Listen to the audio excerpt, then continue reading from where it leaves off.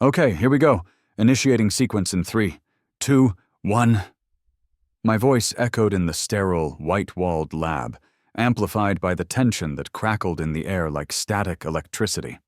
All eyes were glued to the monitor, a complex web of waveforms and data scrolling across the screen. My heart hammered against my ribs, a frantic counterpoint to the rhythmic beeping of the machine. This was it. The culmination of years of research, of countless failures, of ridicule from the scientific community. My life's work distilled into this single, precarious moment. If I was right, if my calculations were correct, we were about to witness something impossible. The machine, a hulking contraption of wires, circuits, and repurposed quantum processors, hummed with barely contained energy. It was ugly, Frankensteinian, but it was mine, my creation, my key to unlocking the secrets of time itself. 10 seconds, I announced, my voice surprisingly steady. Prepare for temporal observation. On the monitor, a simple animation played, a red ball bouncing up and down. The machine was analyzing the ball's trajectory, calculating its position, predicting its movement. 10 seconds into the future. We watched, breathless, as the seconds ticked down. 5, 4, 3, 2, 1. The predicted trajectory, a ghostly green line, perfectly overlaid the red ball's actual movement. It bounced, it rose, it fell, exactly as the machine had foreseen. 10 seconds. A tiny sliver of time, but a monumental leap for science. A collective gasp filled the room. Then applause. Adrian, my best friend and colleague, clapped me on the back, his face beaming. "You did it, Kieran, you bloody did it!" Dr. Evelyn Reed, the lead investor, her usually impassive face softened by a rare smile. "Remarkable, Dr. Duval. Truly remarkable. This changes everything." General Marcus Thorne, the military liaison, a man who rarely showed any emotion, nodded slowly. "The implications of this are significant. You've opened a door, Dr. Duval. A door we may not be able to close." Their words, their praise. It should have been exhilarating, but a nagging unease prickled at the back of my mind. Something felt off. The celebration was short-lived. Champagne, toasts, handshakes, but I couldn't shake the feeling that I was missing something. A hidden variable. A piece of the puzzle that refused to fit. "You look troubled, Kieran," Adrian said, handing me a glass of champagne. "You should be celebrating. You've just made history." I know, I said, forcing a smile. "It's just a lot to take in." "It's the pressure," Evelyn interjected, her tone soothing. "You've been working non-stop for months. You need to relax, Kieran. Let us handle the administrative details." "Administrative details?" I echoed, frowning. "Funding, patents, security protocols," General Thorne explained, his voice firm. "This technology is sensitive. It needs to be handled carefully." Their words, their reassurances, they felt hollow, evasive. I looked at their faces, searching for any sign of deception, any hint of a hidden agenda, but they were masters of control, their expressions carefully guarded. I'd trusted them. I'd shared my research, my breakthroughs, my dreams with them. But now, looking at them, I felt a cold dread creep into my heart. Had I been naive? Had I been blind? "I need some air," I said abruptly, pushing past them, heading back towards the lab. I needed to review my data, to re-examine my calculations. Something wasn't right. I could feel it in my gut. And my gut, honed by years of scientific inquiry, was rarely wrong. I locked myself in the lab, the hum of the machine a familiar comfort. I pulled up the data from the demonstration, scrolling through the waveforms, the equations, the projections. Everything seemed perfect. Too perfect? And then I saw it. A tiny anomaly, a flicker of inconsistency in the temporal readings. It was almost imperceptible, but it was there. A glitch, a premonition? My blood ran cold. The door to the lab burst open. Adrian stood there, his face no longer friendly, but hard, cold, a stranger's face. He held a gun, pointed directly at my head. "I'm sorry, Kieran," he said, his voice devoid of emotion, "but you know too much."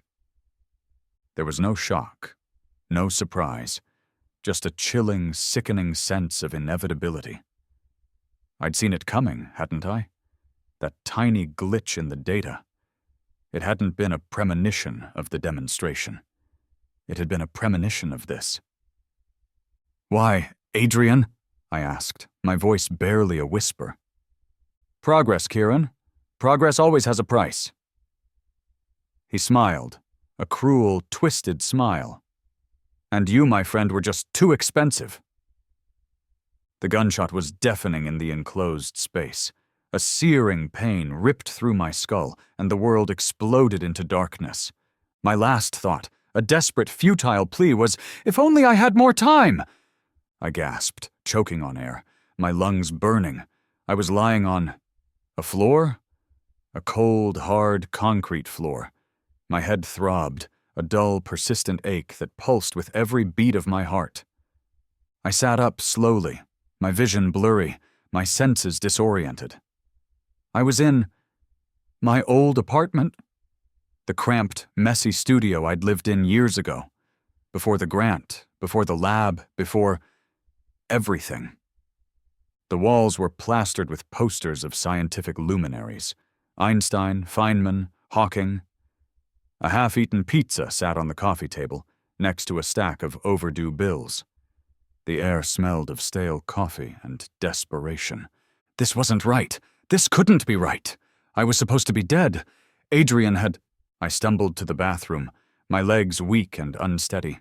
I splashed water on my face, staring at my reflection in the cracked mirror. It was me, but younger, less weary. The lines of stress and exhaustion that had etched themselves onto my face over the past few years were gone.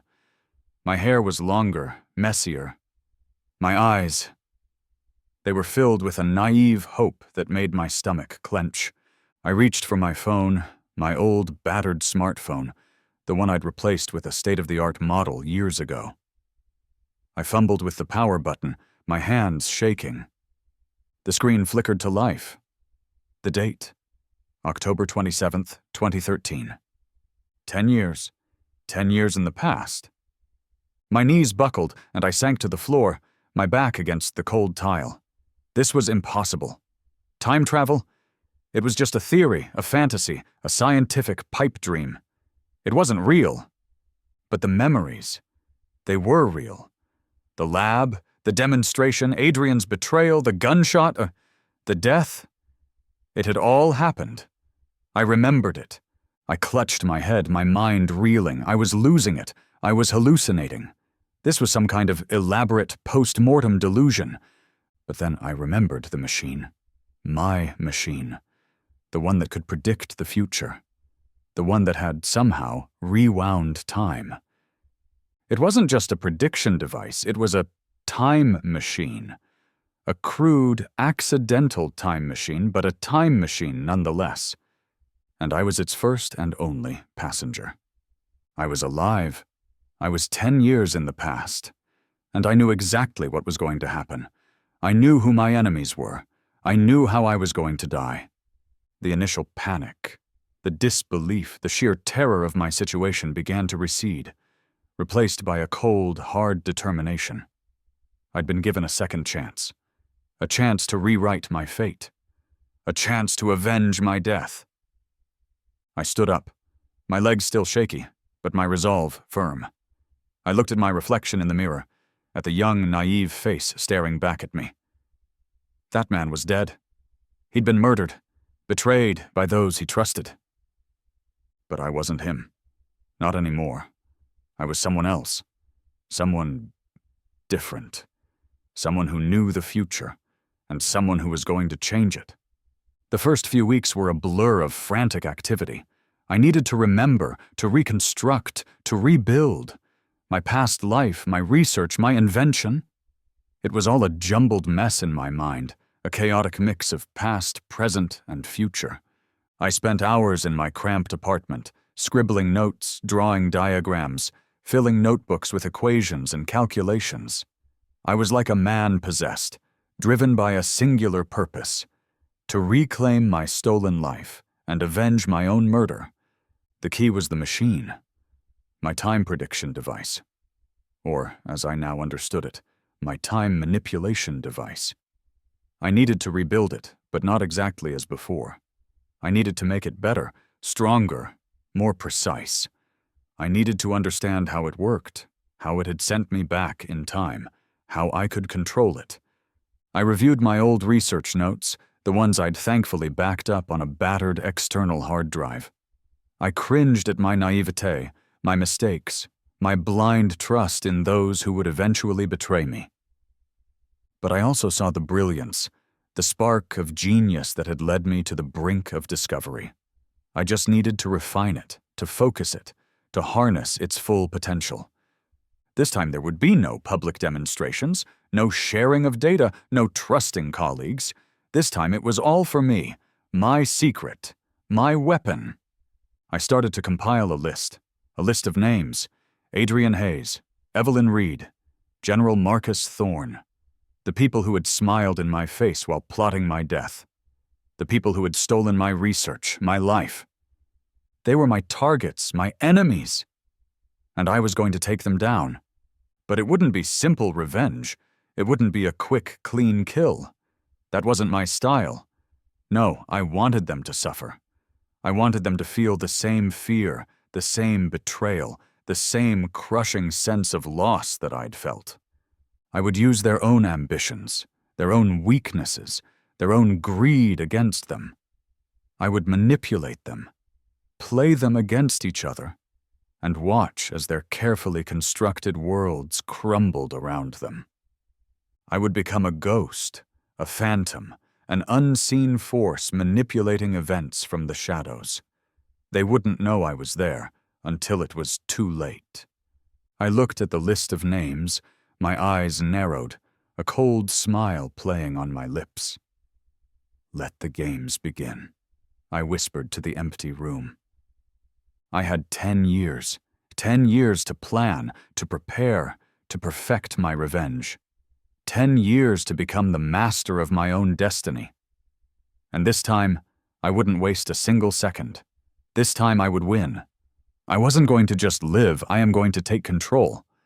Stepping back into my old life was like slipping on a worn-out, uncomfortable shoe. It fit, but it pinched in all the wrong places. I had to pretend to be the Kieran Duvall I no longer was, the naive, struggling scientist brimming with enthusiasm and oblivious to the vipers circling him. First, I called Adrian. "Adrian, it's Kieran. I know it's been a while, but I had this breakthrough. I think I'm finally onto something." His voice on the other end was warm, friendly, laced with a patronizing concern that made my skin crawl. "Kieran, my friend, that's fantastic.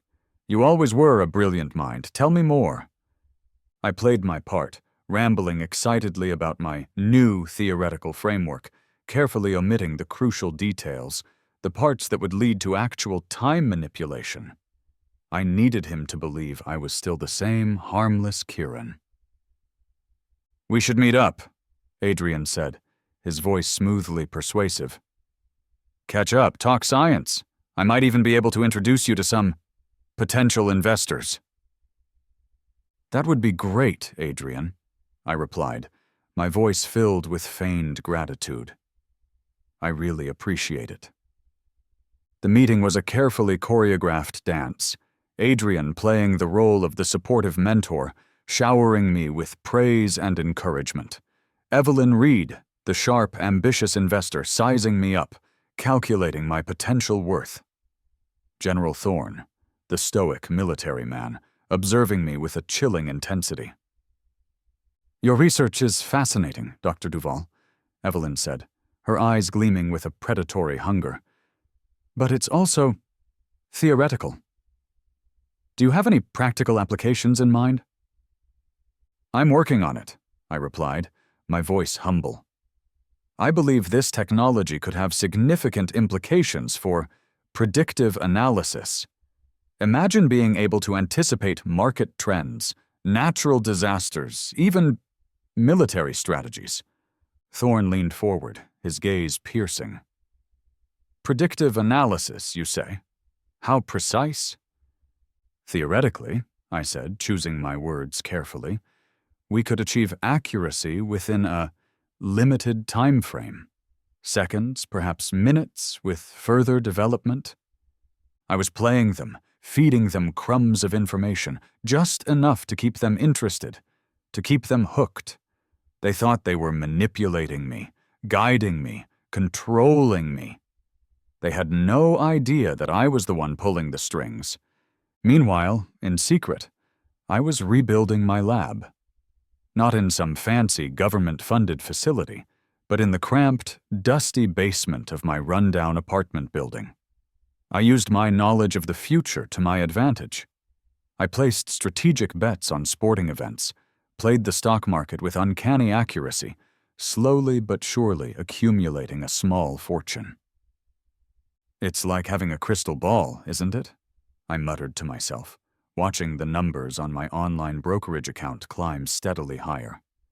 It was a dangerous game, but the thrill of it, the power of it, was intoxicating. I am playing with fire, but at least this time I know how to play the game. The money allowed me to acquire the equipment I needed, piece by piece. I scoured online auctions, salvaged parts from old electronics, even built some components myself. My new lab was a far cry from the state-of-the-art facility I'd had before, but it was functional. And it was hidden. My research progressed rapidly. I already knew the basic principles of my time prediction device. I'd invented it, after all. But this time I was going further. I was incorporating the knowledge I'd gained from my future failures, refining the equations, optimizing the algorithms, pushing the boundaries of what was possible. I wasn't just aiming to predict time anymore. I was aiming to control it, to pause it, rewind it, fast-forward it, to become the master of my own temporal domain. It was a mad ambition, a dangerous obsession. But I couldn't stop. I wouldn't stop. Not until I'd achieved my ultimate goal, to rewrite my past and secure my future. They think they are in control, but they do not know the storm that is coming their way. My focus shifted. Prediction was old news. I needed control. True, granular control over time itself. The machine, in its previous iteration, had tapped into temporal distortions, allowing for glimpses into the immediate future. But I wanted more. I wanted to manipulate those distortions, to become the architect of moments. The theoretical framework was daunting. It involved manipulating the very fabric of space-time, bending it to my will. It required energies I hadn't even dreamed of accessing in my previous life. But I had an advantage now. I knew it could be done. I'd felt it, experienced it, when I'd been flung back through time. I worked tirelessly, fueled by coffee and a burning desire for both revenge and scientific breakthrough. My apartment became a chaotic landscape of wires, circuit boards, and scribbled equations. I barely slept, barely ate, lost in the labyrinthine complexities of temporal mechanics. And then, after months of relentless work, I had a breakthrough. It wasn't a single eureka moment, but rather a gradual accumulation of small victories, of incremental improvements. I'd managed to isolate the temporal distortion field, to amplify it, to shape it. The first test was simple. A glass of water placed on my workbench. I activated the modified device, focusing my will on the glass, on the water within it. "Pause," I whispered, my voice trembling with anticipation. The water froze, mid-pour, suspended in the air like a liquid sculpture. The world outside my window continued. Cars honking, people shouting. But within the localized field generated by my machine, time had stopped. I reached out, my hand shaking, and touched the frozen stream of water. It was solid, unyielding, like ice, but not cold. It was simply still. Incredible, I breathed, a surge of exhilaration coursing through me. I deactivated the device, and the water resumed its fall, splashing into the glass. Then came the rewind. I placed a small, wind-up toy car on the table, letting it run its course until it sputtered to a halt. I activated the device again, focusing on the car, visualizing its previous movements. "Rewind," I commanded. The car shuddered. Then, slowly, impossibly, it began to move backward, retracing its path, rewinding its internal mechanism until it was back at its starting point, its spring fully wound. It was a small thing, a trivial demonstration, but it was proof that I could control time, at least within a limited space, for a limited duration. The feeling was intoxicating, a heady mix of power, fear, and a dizzying sense of possibility. I was playing God, defying the fundamental laws of the universe.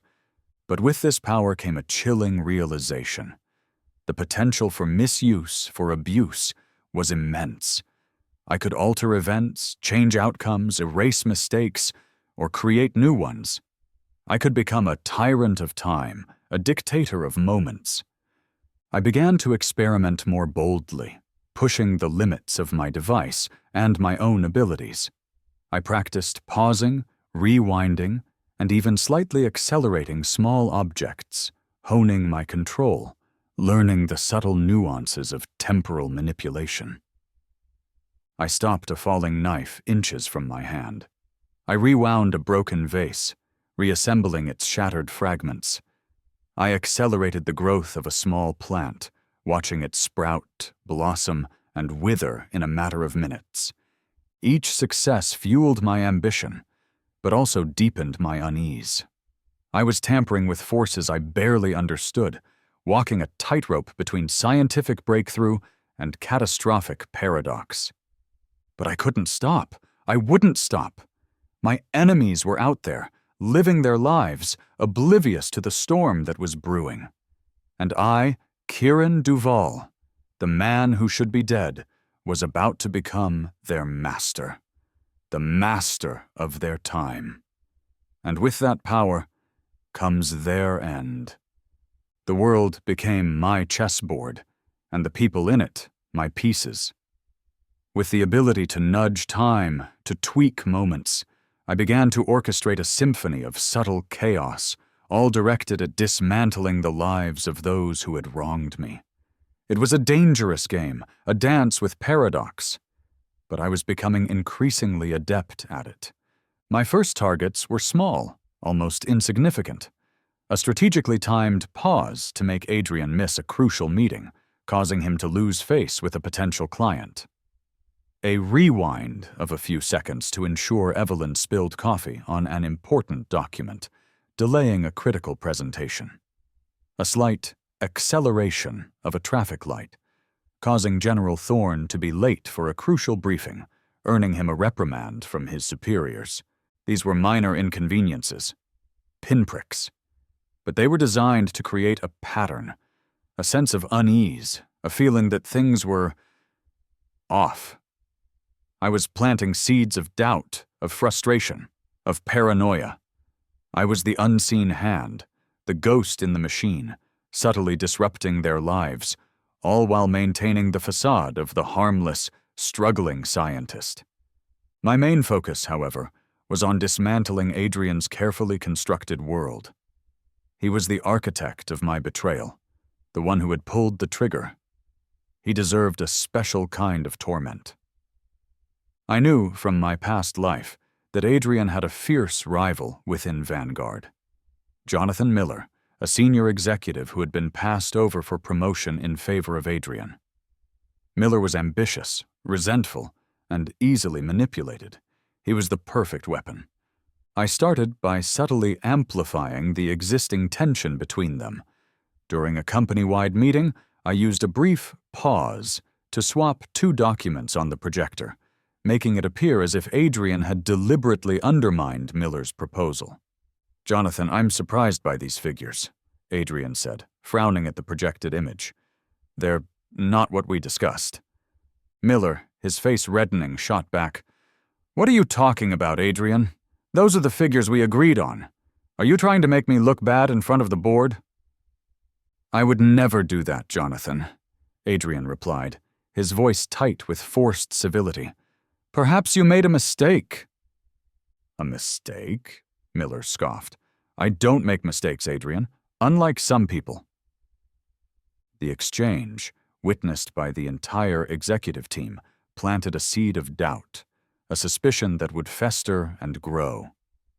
I continued to fuel the fire, using my time manipulation to create a series of coincidences that painted Adrian as incompetent, unreliable, and even treacherous. A missed deadline, a leaked email, a misplaced file, all seemingly minor incidents, but cumulatively they were devastating. Evelyn, meanwhile, was pursuing a major investment deal with a notoriously fickle tech mogul, Aaron Chen. I knew from my past life that this deal was crucial to her career advancement. And I knew exactly how to sabotage it. During a crucial meeting between Evelyn and Chen, I used a precisely timed rewind to repeat a particularly awkward moment, a moment where Evelyn stumbled over her words, making her appear unprepared and unprofessional. "Mr. Chen," she began confidently, "our projections for Q3 show a significant—" She paused, fumbling with her notes, a flicker of panic in her eyes. "A significant, I rewound the moment, 5 seconds, just enough to amplify her hesitation. "Mr. Chen," she began again, "our projections for Q3 show a significant—" Again, the pause, the fumble, the look of panic. Chen, a man known for his impatience and his intolerance for incompetence, frowned. "Miss Reed," he said, his voice cold, "are you prepared for this meeting?" Evelyn, flustered and embarrassed, tried to recover, but the damage was done. I watched, unseen, as her carefully constructed facade crumbled, her ambition turning to ashes. "I am sorry for that pause," she said. But Chen was already dismissing her with a wave. I could almost feel sorry for her. Almost. I was playing them all like puppets, manipulating their actions, their emotions, their destinies. They were dancing to my tune, and they didn't even know I was holding the strings. They thought they were in control, that they were making their own choices, but they were just reacting to the subtle nudges, the carefully orchestrated events that I had set in motion. But the game was taking its toll. I was becoming more ruthless, more detached, more willing to manipulate and deceive. I was spending hours each day hidden away in my basement lab, immersed in the complexities of temporal mechanics, losing track of time, of reality, of myself. "You are changing, Mademoiselle Sophie," Auguste's voice echoed, not in my ears, but in the recesses of my memory. A gentle, almost sad observation. I looked at my reflection in the darkened monitor screen. My eyes were hollow, my face gaunt, my expression cold. I barely recognized the person staring back at me. "I'm doing what I have to do," I whispered, my voice hoarse. "I'm surviving." But was it just survival? Or was it something more? Was I becoming addicted to the power, to the control, to the thrill of manipulating time itself? I pushed the doubts aside. I couldn't afford to hesitate, to question my motives, to feel remorse. I had a goal, a purpose, and I wouldn't rest until I'd achieved it. I was the time thief, and I was going to steal back what was rightfully mine. My life, my future, and their demise. The date circled on my calendar, a date etched in my memory with the searing brand of betrayal, was finally approaching. The night I was supposed to die. The night I would have died, if not for the miraculous, paradoxical glitch that had flung me back into my past. This time things would be different. This time I would be the one pulling the trigger. Metaphorically speaking, of course, my preparations were complete. My secret lab, hidden beneath the unassuming facade of my rundown apartment building, was ready. My time manipulation device, no longer a mere predictor, but a true instrument of temporal control, was humming with barely contained power. And my trap, my carefully constructed, meticulously planned trap, was set. I sent a coded message to Adrian, Evelyn, and General Thorne, a message designed to pique their curiosity, to exploit their greed, to lure them into my lair. Breakthrough achieved. Temporal displacement confirmed. Demonstration imminent. Your presence required.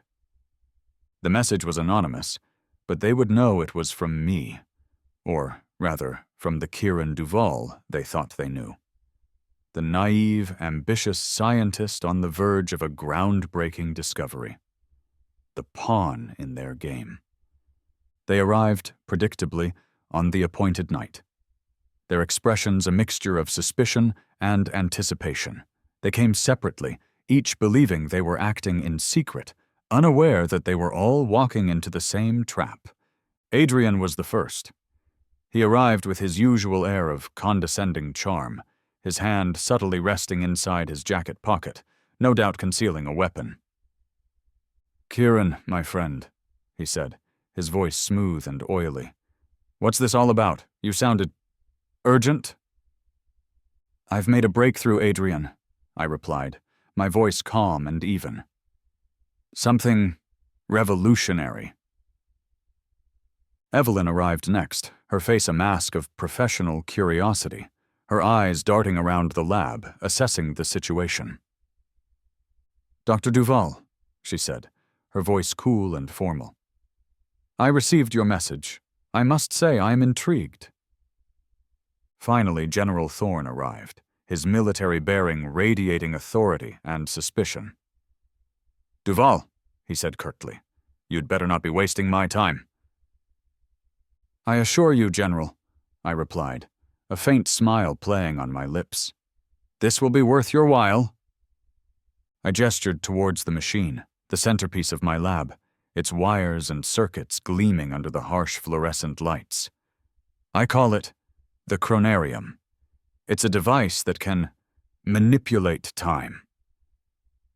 They exchanged glances, skepticism evident in their expressions. They thought I was delusional, a crackpot scientist chasing a fantasy. They thought they were in control. "Manipulate time?" Adrian scoffed. "Kieran, you've been working too hard. You need to take a break." "I'm perfectly serious, Adrian," I said, my voice hardening, "and I'm about to prove it to you." I stepped towards the control panel, my hand hovering over the activation switch. "You see, I know everything," I said, my voice low and menacing. "I know about your plans, your betrayals, your murder." Their faces changed, the masks of civility slipping away, revealing the fear, the guilt, the naked ambition beneath. "What are you talking about, Duval?" General Thorne demanded, his hand moving towards his sidearm. "I'm talking about this," I said, activating the device. The lab hummed, the air crackled with energy, and a shimmering, distorting field enveloped the room. I showed them, clips of them talking behind my back, clips of them taking action against me, clips of the past. 10 years ago," I continued, "you thought you killed me. You thought you'd gotten away with it, but you were wrong." I pointed the device at Adrian, and with a flick of my wrist I rewound time, just a few seconds, forcing him to relive his arrival, his greeting, his veiled threat. He stared at me, his eyes wide with terror. What did you do?" "I rewound time, Adrian," I said, my voice dripping with satisfaction. "Just a little demonstration. I can do much more than that." I was in control now. The hunter, not the hunted. The master of time, not its victim. And they were finally starting to understand the gravity of their situation. Chaos erupted. Adrian lunged for his gun. Evelyn screamed. General Thorne barked orders. But I was ready for them. I activated the chronarium, unleashing its full power. Time twisted, warped, fractured around us. Adrian's movement slowed to a crawl, his hand reaching for his weapon in agonizing slow motion. I sidestepped his attack with ease, a ghost dancing around a statue. Evelyn's scream stretched out, becoming a distorted, echoing wail. I froze her in place, her mouth open in a silent shriek, her eyes wide with terror. General Thorne, a seasoned soldier, tried to adapt, to react, but he was too slow. I rewound his actions, forcing him to repeat the same futile movements again and again, a prisoner of his own past.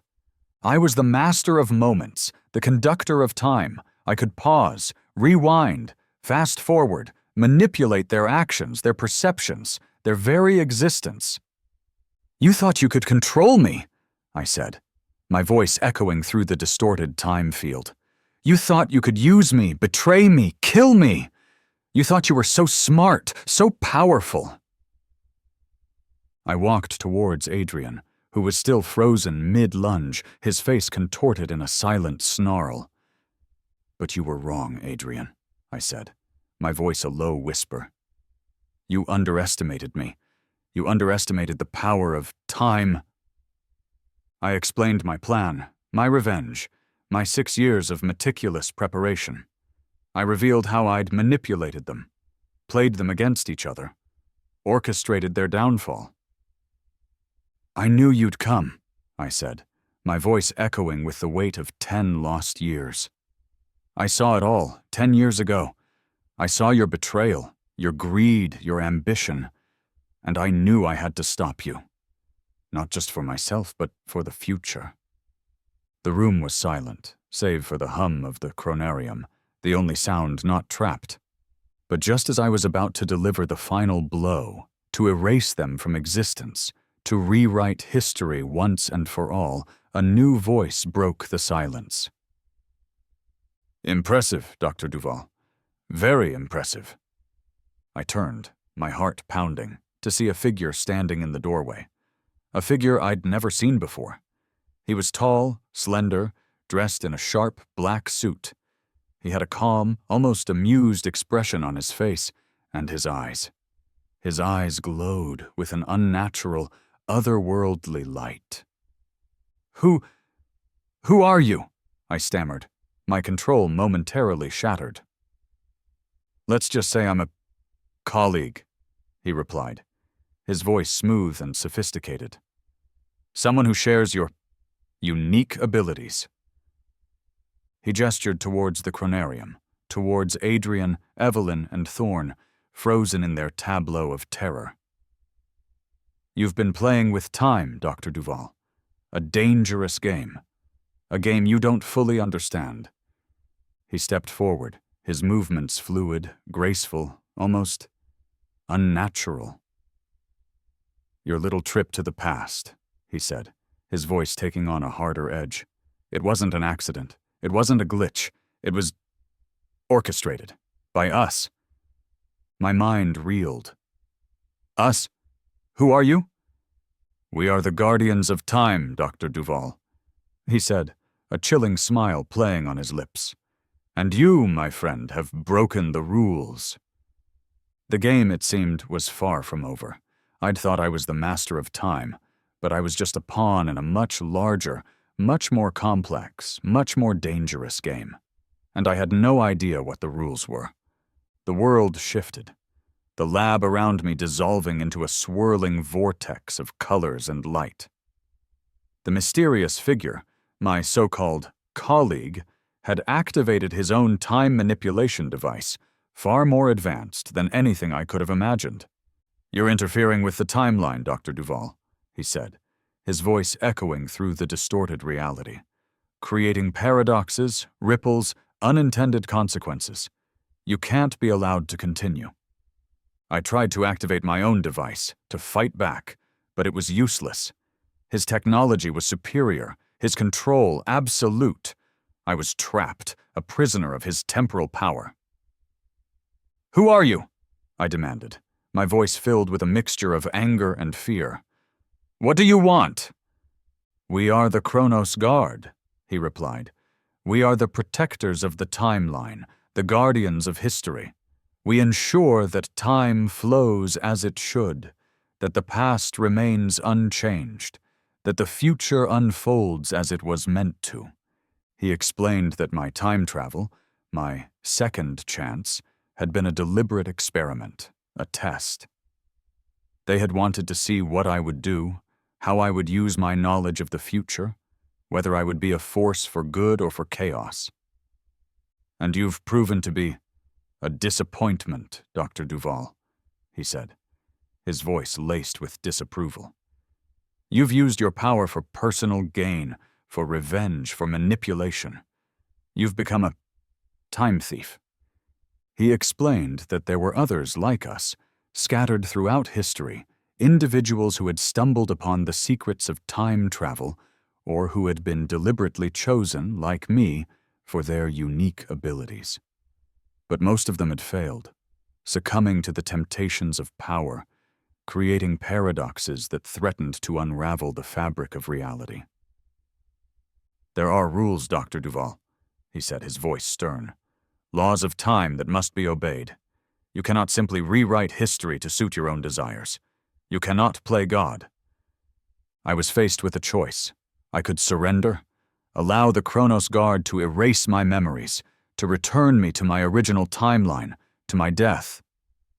Or I could fight, resist, try to hold on to the power I'd gained, even if it meant risking the destruction of time itself. "I won't go back," I said, my voice defiant. "I won't let them win. I won't let them get away with what they did." "You don't understand, Dr. Duval," he said, shaking his head. "The past is fixed. It cannot be changed. Your actions here, they are creating a divergent timeline, a parallel reality that is unstable, unsustainable. It will collapse, and when it does, it could take the entire timeline with it." He offered me a way out, a chance to undo the damage I'd caused, to restore the timeline to its original state. He offered me redemption. But it meant sacrificing everything, my revenge, my power, my second chance. It meant accepting my death, accepting the injustice, accepting the betrayal. I don't know," I said, my voice trembling. The weight of my choices, the consequences of my actions crashed down on me. I was no longer just fighting for myself. I was fighting for the fate of time itself. I closed my eyes. I see Adrian, Evelyn, General Thorne. Their actions replay again. I open them as a tear escaped my eye. "I won't let them get away with this," I repeat. But this time it sounded more determined than angry. He smiled. It wasn't a comforting one. "So be it," he said. "The fight begins."